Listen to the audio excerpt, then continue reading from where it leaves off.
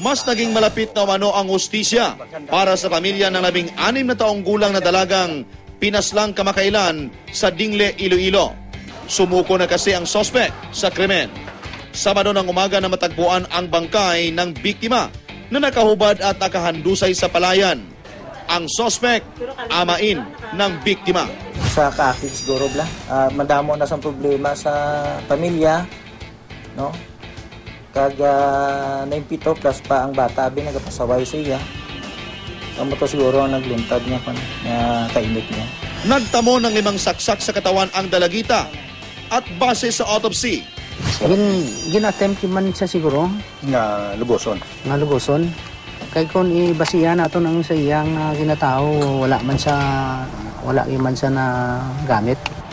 Ayon sa sospek, wala siyang planong gahasain ang biktima. Hinubaran lang raw niya ito para mas mabilis na matagpuan ang bangkay kapag iniwan sa palayan. Nakonsensya raw siya sa ginawang krimen, kaya sumuko siya sa mga otoridad. Nahaharap siya ngayon sa kasong murder.